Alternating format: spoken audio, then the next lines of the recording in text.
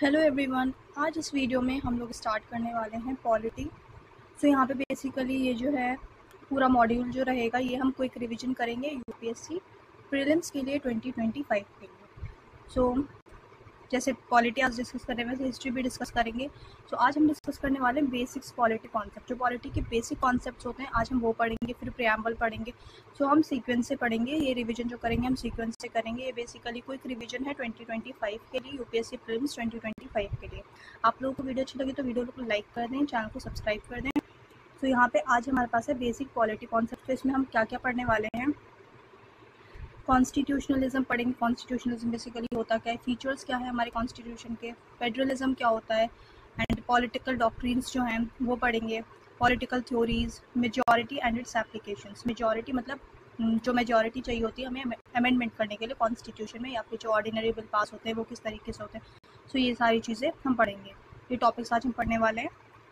ये कोई detailed series नहीं है, ये बेसिकली बस जो कॉन्सेप्ट्स हैं रिवीजन के लिए जो इम्पोर्टेंट है वो पढ़ेंगे हम इस सीरीज़ में। सारा हर जो एक इम्पॉर्टेंट एस्पेक्ट है वो सब मैं कवर करूँगी, बट ये मेंस के लिए नहीं है, सिर्फ और सिर्फ प्रीलिम्स के लिए है। सो यूपीएससी 2025 के लिए आपको बहुत हेल्प करने वाले हैं। तो आप चैनल को सब्सक्राइब करें ताकि जब भी वीडियो आए नेक्स्ट, जैसे कि अभी टारगेट प्रीलिम्स के मैं रोज़ जो MCQs हैं हमारे करंट अफेयर्स की वो भी अपडेट करती हूँ, अपलोड करती हूँ चैनल पे। सो आपको और अपडेट चाहिए तो आप चैनल को सब्सक्राइब कर लें और बेल आइकन को ज़रूर प्रेस कर दें ताकि जब भी वीडियो मैं अपलोड करूँ तो आप लोगों के पास नोटिफिकेशन आ जाए। तो यहाँ पे फर्स्ट है constitution and constitutionalism. So constitution क्या होता है, बेसिकली कॉन्स्टिट्यूशन होता है किसी भी कंट्री का जो लॉ होता है उसे कहते हैं कॉन्स्टिट्यूशन। रूल बुक जो होती है तो उसे कहते हैं कॉन्स्टिट्यूशन। कॉन्स्टिट्यूशन यहाँ पे अगर हम देखें constitution it is a legal document. Legal document जैसे कि मैंने आपको बताया लॉ बुक जो होती है, लीगल डॉक्यूमेंट जो होता है उसे कहते हैं constitution. That is fundamental law of the country. Fundamental law होता है कंट्री का। Then constitutionalism. कॉन्स्टिट्यूशनलिज्म बेसिकली क्या होता है, कॉन्स्टिट्यूशनलिज्म जो होता है, कॉन्स्टिट्यूशनलिज्म अगर हम कह लें तो कॉन्स्टिट्यूशनलिज्म होता है limited government, doctrine of limited government. So ये चीज़ आपको पता होगी कि कॉन्स्टिट्यूशनलिज्म क्या होता है, कॉन्स्टिट्यूशनलिज्म के जो फीचर्स हैं, या कॉन्स्टिट्यूशनलिज्म हमारा कॉन्स्टिट्यूशन कैसे इंश्योर करता है कॉन्स्टिट्यूशनलिज्म को, through fundamental rights, through DPSPs। सो ये सारे फीचर्स होते हैं कॉन्स्टिट्यूशनलिज्म के। सो कॉन्स्टिट्यूशनलिज्म मतलब होता है लिमिटेड गवर्नमेंट। कॉन्स्टिट्यूशनलिज्म अगर हम यहाँ पे डेफिनेशन देखें, constitutionalism is specific limitations on general state powers. वही कि जनरल जो स्टेट की पावर है उसके ऊपर लिमिट लगाना, लिमिटेशंस जो होती हैं। To prevent the exercise of arbitrary decision making, ताकि गवर्नमेंट जो है कोई भी पब्लिक के लिए कोई भी आर्बिट्रेरी डिसीजन ना ले सके, कोई ऐसा डिसीजन ना ले सके जो कि रूल के अगेंस्ट हो, कॉन्स्टिट्यूशन के अगेंस्ट हो। Then constitutional morality. Constitutional morality steadfast adherence to values and principles enshrined in the Constitution of India. So constitutional morality वो होता है कि कोई भी अगर हमने लॉज बनाए, कोई भी रूल बनाए तो वो क्या है जो हमारे कॉन्स्टिट्यूशन हमें प्रोवाइड कर रहा है, अलाउ कर रहा है, उससे उसके अकॉर्डिंग होना चाहिए। ऐसा नहीं कि अब हमारे फंडामेंटल राइट्स को स्नैच कर ले, तो उसे कहते हैं कॉन्स्टिट्यूशनल मोरालिटी। देन नेक्स्ट जो है कि जो भी काम हो रहा है, जो भी चीज़ हो रही है, जो भी लॉ बन रहे हैं वो क्या हो रहे हैं कॉन्स्टिट्यूशन के हिसाब से हो, कॉन्स्टिट्यूशन के अकॉर्डिंग हो। देन नेक्स्ट है हमारे पास concept of rule of law. Rule of law जो है ये बेसिकली हमने कहाँ से लिया है, रूल ऑफ लॉ लिया है हमने यूके से। A.V. डिक्की जो है ये यूके के बहुत बड़े लॉ एडवाइज़र थे। सो इनके अकॉर्डिंग जो है concept of rule of law जो है, रूल ऑफ लॉ हमने कहाँ से लिया, यूके से। और ये किसका कॉन्सेप्ट है, A.V. डिक्की ने दिया है। एब्सेंस ऑफ आर्बिट्रेरी पावर, इसमें तीन चीज़ होती है कि आर्बिट्रेरी पावर जो है वो नहीं होनी चाहिए, absence of arbitrary power, equality before law, and then individual liberties. Individuals को, पर्सनस को, पीपल्स को जो है लिबर्टी होनी चाहिए। देन नेक्स्ट क्या है, अगर हम सुप्रीम कोर्ट की जजमेंट की बात करें, सो ये ऐसी है, ये कुछ इंपॉर्टेंट नहीं है, पर अगर आप पढ़ना चाहें तो पढ़ सकते हैं कि सुप्रीम कोर्ट के अकॉर्डिंग कॉन्स्टिट्यूशनलिज्म क्या है। तो यहाँ पे जैसे IR कोहिलू केस में कहा था, IR कोहिलू केस 2007, ये बहुत इंपॉर्टेंट केस है क्योंकि इस केस में, ये केस आपको इससे भी पर्सपेक्टिव से याद रखना चाहिए क्योंकि 2007 IR कोहिलू केस में सुप्रीम कोर्ट ने ये कहा था कि 24 अप्रैल 1973 यानी कि केशव नंदा भारती केस के बाद, जजमेंट के बाद जो भी लॉज प्लेस किए गए हैं शेड्यूल 9 में, वो क्या है उसकी जुडिशियल रिव्यू हो सकती है। वरना पहले क्या था, पहले ऐसा था कि जुडिशियल रिव्यू जो है वो नहीं होती थी, जो भी लॉ प्लेस किया हो शेड्यूल 9 के अंदर। सो आयर कोयलू केस में 2007 में सुप्रीम कोर्ट ने इस चीज़ को अलाउ किया कि जो भी लॉज प्लेस्ड किए गए हैं 9th शेड्यूल में 24 अप्रैल 1973 के बाद उन सब की जुडिशियल रिव्यू हो सकती है। देन नेक्स्ट क्या है, अच्छा तो यहाँ पे जो बेसिकली ये यहाँ पे क्या था, constitutionalism legal principle that requires control over the exercise of governmental power to ensure that the democratic principle shall not be destroyed. तो यही चीज़ जो अभी हमने ऊपर डिस्कस करी थी वही सुप्रीम कोर्ट ने भी कहा था। अब नेक्स्ट अगर हम बात करें यहाँ पे कॉन्स्टिट्यूशनल गवर्नमेंट क्या होती है, नॉन कॉन्स्टिट्यूशनल गवर्नमेंट क्या होती है। सो कॉन्स्टिट्यूशनल गवर्नमेंट की अगर हम बात करें, so government which is elected by people या public through an election process. तो इलेक्शन प्रोसेस के थ्रू जो हम कैंडिडेट्स या रिप्रेजेंटेटिव्स हम इलेक्ट करके भेजते हैं उसे कहते हैं कॉन्स्टिट्यूशनल गवर्नमेंट, जहाँ पे हेड ऑफ स्टेट जो होता है उसकी लिमिटेड पावर होता है। हेड ऑफ स्टेट कैसे कहते हैं, हेड ऑफ स्टेट जैसे हमारे हेड ऑफ स्टेट कौन है, प्रेसिडेंट इंडिया में कौन होते हैं हेड ऑफ स्टेट, प्रेसिडेंट, और head of government prime minister. So president की क्या होती है, हमारे प्रेसिडेंट की लिमिटेड पावर होती है। सो यहाँ पे क्या है, head of the state has limited powers. Then next है specific tenure for the ruler, कि स्पेसिफिक टेन्योर होता है रूलर का।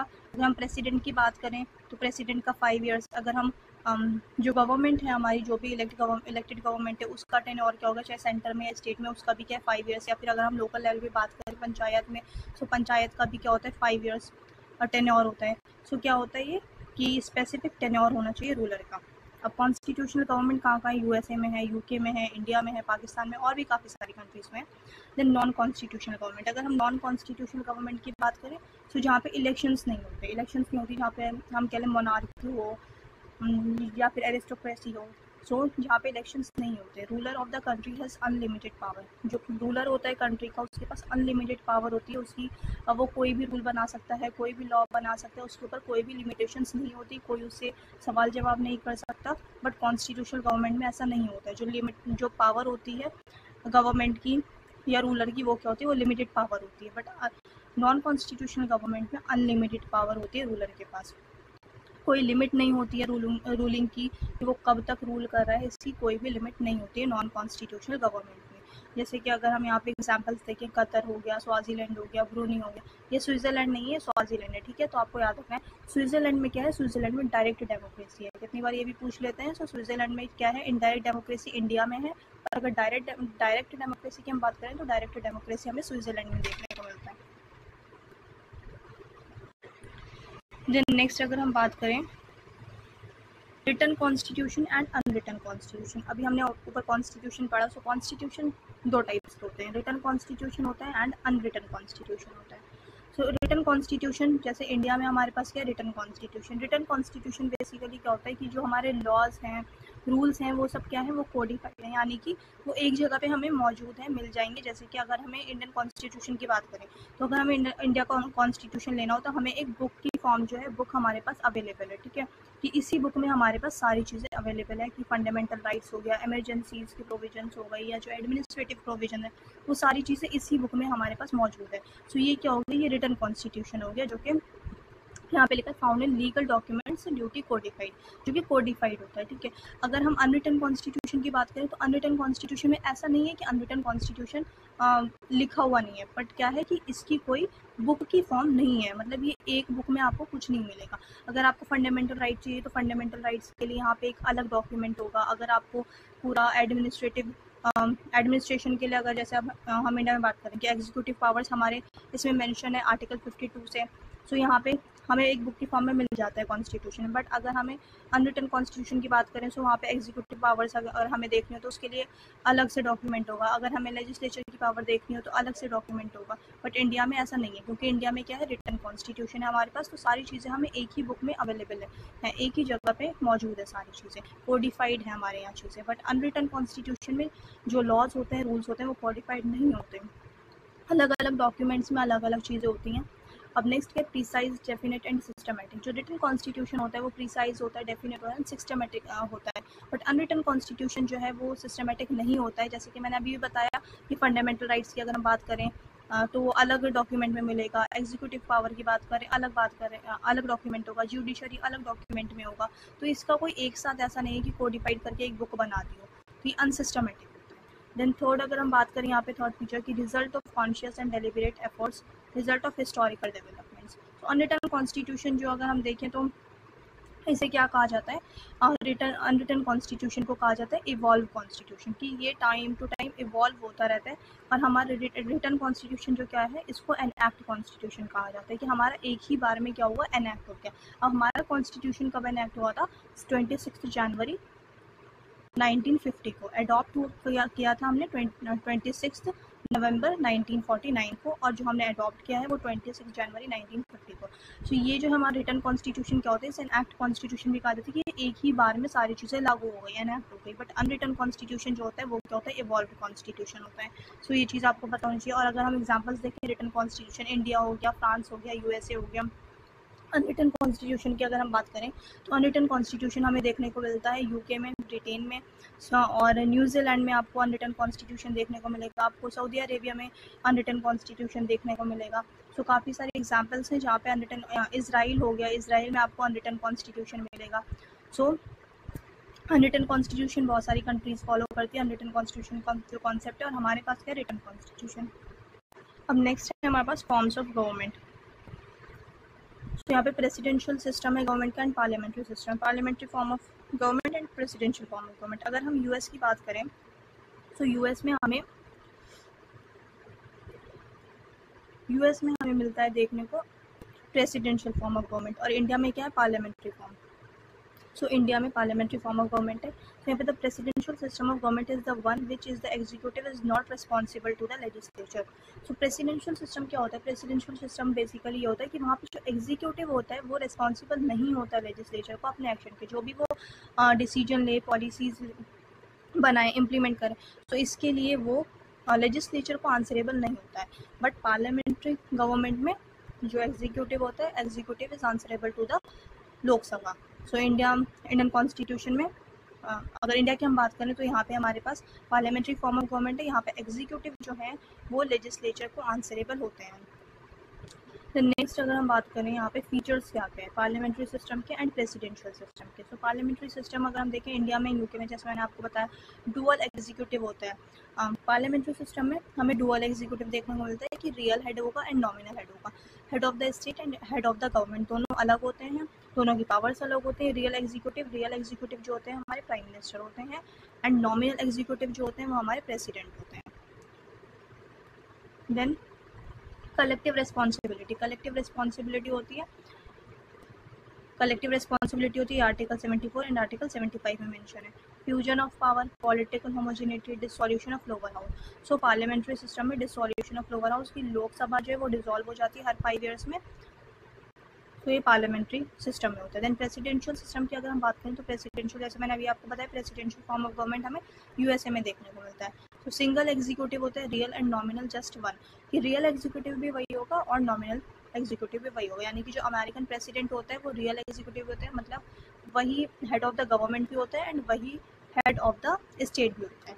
सो नॉन रिस्पॉन्सिबिलिटी की एग्जीक्यूटिव, जैसे अभी हमने ऊपर पढ़ा कि एग्जीक्यूटिव जो होगा वो लेजिस्लेचर को आंसरेबल नहीं होगा प्रेसिडेंशियल फॉर्म ऑफ गवर्नमेंट में। सेपरेशन ऑफ पावर्स होती है। अब इंडिया में क्या होती है कि जो मेंबर्स लेजिस्लेचर के होते हैं वही एग्जीक्यूटिव के होते हैं, ठीक है। लेजिस्लेचर में से ही जो मिनिस्टर्स होते हैं वही एग्जीक्यूटिव भी होते हैं। बट ऐसा क्या है, प्रेसिडेंशियल फॉर्म में सेपरेशन ऑफ पावर होती है कि लेजिस्लेचर जो होगा वो एग्जीक्यूटिव नहीं होगा, ठीक है। सो लेजिस्लेचर और एग्जीक्यूटिव अलग होती है, दोनों की जो पावर्स होती हैं वो सेपरेट होती है, सेपरेशन ऑफ पावर्स होता है। Political homogeneity not necessary. Lower house is fix term, lower house का फिक्स टर्म होता है प्रेसिडेंशियल सिस्टम में, ठीक है। तो यहाँ पे डिसोल्यूशन ऑफ लोअर हाउस, अब इंडिया में क्या है, अगर हम ये देखें कि डिसॉल्व हो जाते हैं लोकसभा। सो इंडिया में ऐसा है कि अगर जैसे नो कॉन्फिडेंस मोशन अगर हम मूव किया तो अगर वो प्रूफ नहीं कर पाई गवर्नमेंट तो उसके बाद फौरन रिज़ाइन देना पड़ेगा। तो ये सिस्टम है इंडिया में कि एग्जीक्यूटिव एंड जो लेजिस्लेचर है वो साथ में रिज़ाइन करेंगे। बट प्रेसिडेंशियल सिस्टम में ऐसा नहीं है। अगर प्रेसिडेंशियल सिस्टम में यूएसए में अगर ऐसा होता है कि इम्पीचमेंट कर दिया किसी प्रेसिडेंट को, ठीक है, प्रेसिडेंट को हटा दिया, तो वहाँ का जो लोअर हाउस है उसे रिज़ाइन नहीं देना होता है। वहाँ का लोअर हाउस जो जितना टर्म फिक्स है वहाँ पे उतने टर्म के लिए वो कंटिन्यू रहेगा। सो ये सिस्टम होता है प्रेसिडेंशियल में। इंडिया में नहीं है ये प्रेसिडेंशियल फॉर्म, क्योंकि इंडिया में हमारे पास क्या है, पार्लियामेंट्री फॉर्म ऑफ गवर्नमेंट।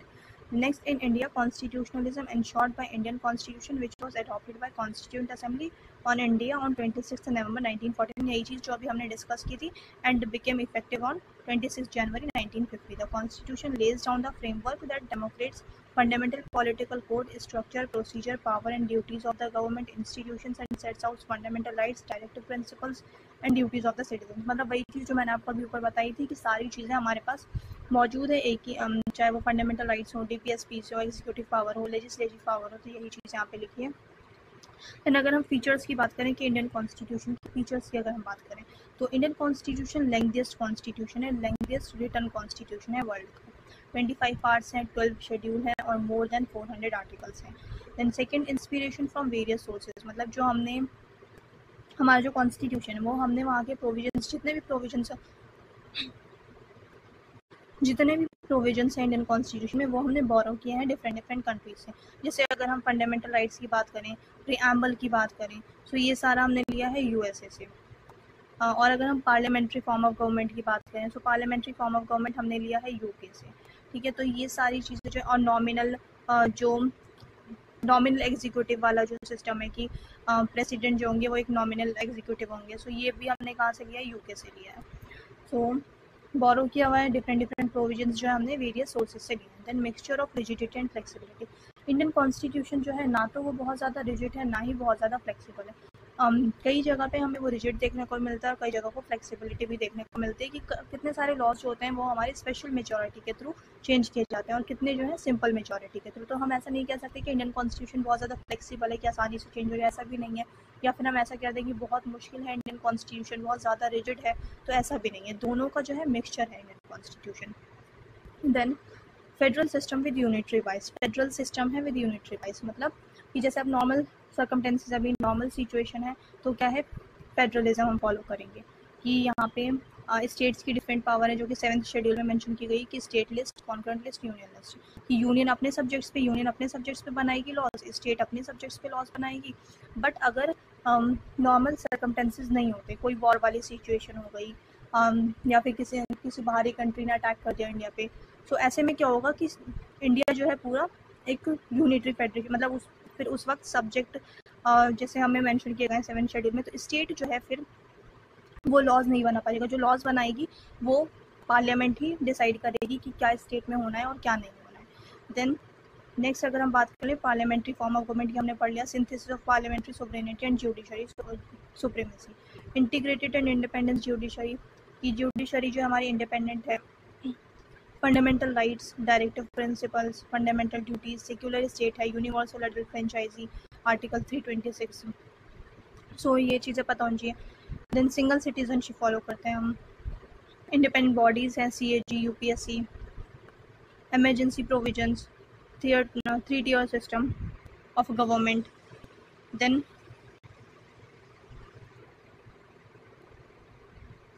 यहाँ पे फॉर्म्स ऑफ पॉलिटी अरेंजमेंट्स, ठीक है, there are 2 types of government, federal government and unitary government. कि फेडरल गवर्नमेंट क्या होती है, यूनिटरी गवर्नमेंट क्या होती है। सो यूनिटरी सिस्टम में क्या होता है, it is a governing system in which a single central government has total power all of its other political सब डिविजन्स। सो जो यूनिटरी सिस्टम में क्या होता है कि यूनिटरी सिस्टम में जो भी पावर होती है, जो भी पावर होगी वो किसके पास होगी, वो यूनियन के पास होगी, वो सेंटर के पास होगी।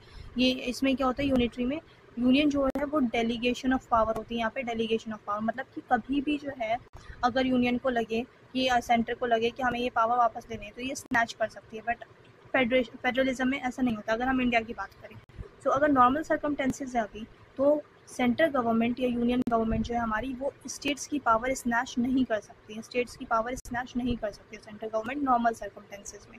सो ये क्या होता है, ये यूनिटरी सिस्टम में होता है कि वहाँ पे डेलीगेशन ऑफ पावर होती है, सेपरेशन ऑफ पावर नहीं होती, सेपरेशन ऑफ पावर नहीं होती, डेलीगेशन ऑफ पावर होती है यूनिटरी सिस्टम में। अगर हम फेडरलिज्म की बात करें, it is a system of polity in which power is divided between union and it's constituent units, यानी कि स्टेट्स एंड यूनियन के बीच में पावर डिवाइड होती है, जैसा कि अभी हमने डिस्कस किया इंडिया के पर्सपेक्टिव से। सो बेस्ट एग्जांपल जैसे कि अगर हम बात करें, यूके में यूनिटरी फॉर्म ऑफ गवर्नमेंट है, यूएस में फेडरल फॉर्म ऑफ गवर्नमेंट है। फीचर्स ऑफ फेडरलिज्म क्या है, रिटन कॉन्स्टिट्यूशन होगा, मल्टीपल लेवल ऑफ गवर्नमेंट होगी, रिजिड कॉन्स्टिट्यूशन होगा, इंडिपेंडेंट जुडिशरी होगी, डुअल पॉलिटी होगी, डिवीजन ऑफ पावर्स होगा वही, जैसे अब मैंने बताया कि इंडिया में 7th शेड्यूल में मेंशन किया गया division of power. Supremacy of constitution, constitution सबसे ऊपर होगा। देन बाइकैमरलिज्म होगा। Features of unitary system, single government होगी, कॉन्स्टिट्यूशन विल बी रिटन और अनरिटन, रिटन भी हो सकता है अनरिटन भी हो सकता है। नो डिवीजन ऑफ पावर, कोई डिवीजन ऑफ पावर नहीं होगी। यूनियन जो होगी वो डेलीगेशन ऑफ पावर होगी वहाँ पे, और वो पावर कभी भी स्नैच की जा सकती है, ठीक है। देन कॉन्स्टिट्यूशन में भी सुप्रीम और नॉट में भी सुप्रीम, की ज़रूरी नहीं है कि कॉन्स्टिट्यूशन सुप्रीम हो, लेजिस्लेचर भी सुप्रीम हो सकता है, जैसे कि कोई यूके में है कि वहाँ पे लेजिस्लेचर जो है वो सुप्रीम है। And constitution can be rigid और फ्लेक्सिबल, कॉन्स्टिट्यूशन रिजिड भी हो सकता है फ्लेक्सिबल भी हो सकता है। जुडिशरी में भी इंडिपेंडेंट और मे नॉट भी इंडिपेंडेंट। सो यूनिटरी सिस्टम में ज़रूरी नहीं है कि जुडिशरी इंडिपेंडेंट हो, लेजिस्लेचर में भी बाइकैमरल और यूनिकैमरल। सो ये डिपेंड करता है कि कैसा यूनिटरी सिस्टम में रूलर कौन है। देन कैरेक्टरिस्टिक्स ऑफ फेडरलिज्म, 2 और मोर लेवल्स, वही सारी चीज़ें जो अभी हमने डिस्कस की थी यहाँ पे लिखी है। Each state has own jurisdiction, जैसे कि अब स्टेट लिस्ट की बात करें या पंचायत को अलग पावर्स प्रोवाइड की गई है कि 29 मैटर्स पे 29 सब्जेक्ट्स पे अलग पंचायत जो है वो डिसीजन ले सकती है, लॉ बना सकती है। तो वहाँ पे डिवीजन ऑफ पावर होती है फेडरलिज्म में। The existence and authority of each tier of government is constitutionally guaranteed, constitutional जो है उन्हें बेसिकली कॉन्स्टिट्यूशन से पावर मिली हो। जैसे कि अब हमारा अगर हम पंचायत की बात करें तो 73rd अमेंडमेंट एक्ट के थ्रू उसे कॉन्स्टिट्यूशनल स्टेटस मिला पंचायत को। तो यही सारी चीज़ें लिखी जो हमने अभी डिस्कस किया है। देन फेडरलिज्म इन इंडिया, अगर हम इंडियन फेडरलिज्म की बात करें तो Indian federalism is quasi federal type having both unitary and federal system. So India को जो है क्वाजी फेडरल कहा जाता है, क्वाजी फेडरल कहा जाता है। इंडिया को क्यों क्वाजी फेडरल कहा जाता है? क्योंकि इंडिया में हमें यूनिटरी फीचर्स भी देखने को मिलते हैं एंड फेडरल फीचर्स भी देखने को मिलते हैं। सो यूनिटरी फीचर्स की अगर हम बात करें इंडियन कॉन्स्टिट्यूशन की, तो यहाँ पे क्या है, residuary power with central government. So जो रेजिड्यूरी पावर, अब जैसे मैंने 7th शेड्यूल की बात की थी, सो 7th शेड्यूल में 3 लिस्ट मेंशन है, union list, state list and concurrent list. Union list पे सेंट्रल गवर्नमेंट लॉ बनाएगी, स्टेट लिस्ट पे स्टेट बनाएगी, कॉन्करेंट लिस्ट पे स्टेट एंड यूनियन दोनों ही लॉज बना सकती हैं। बट एक और होता है जो चीज़ें यूनियन लिस्ट में, स्टेट लिस्ट में या कॉन्करेंट लिस्ट में मेंशन नहीं की गई है, उन पावर्स को क्या कहते हैं, रेजिड्यूरी पावर्स। और ये रेजिड्यूरी पावर्स जो हैं ये किसके पास रहेगी, ये सेंट्रल गवर्नमेंट के पास रहेगी। सो ये सेंट्रल गवर्नमेंट के पास रहेगी। ये प्रोविजन हमने कहाँ से लिया था? अच्छा, ये रेजिड्यूरी पावर जो है सेंट्रल गवर्नमेंट के पास रहेगी। ये क्या है, ये एक यूनिटरी फीचर है इंडियन कॉन्स्टिट्यूशन को। ये जो अगर हम बात करें कि रेजिड्यूरी पावर सेंट्रल गवर्नमेंट के पास रहेगी, ये प्रोविजन हमने कहाँ से लिया था? सो ये आपको पता होना चाहिए कि रेजिड्यूरी पावर जो है सेंट्रल गवर्नमेंट के पास रहेगी। ये पावर हमने लिया था कनाडा से। सो ये रेजिड्यूरी पावर सेंट्रल गवर्नमेंट के पास रहेगी, ये प्रोविजन लिया है हमने कनाडा से। द नेक्स्ट क्या, state boundary alteration without their consent. So article 3 की बात करें, यहाँ पे जो पॉइंट 2 है ये आर्टिकल 3 की बात करें कि स्टेट्स का नाम चेंज करना, स्टेट्स की बाउंड्रीज कैसी होगी, स्टेट कितना बड़ा होगा, स्टेट को बाइफर्केशन करके, ट्राइफर्केशन करके, या 2 यूनियन टेरिटरीज को एक करना, ये सारे डिसीजन क्या है, ये सेंट्रल गवर्नमेंट के, इसमें स्टेट का कोई रोल नहीं होता। सो ये कहाँ मेंशन है, आर्टिकल 3 में। सो आर्टिकल 3 जो है ये इंडियन कॉन्स्टिट्यूशन का एक यूनिटरी फीचर है।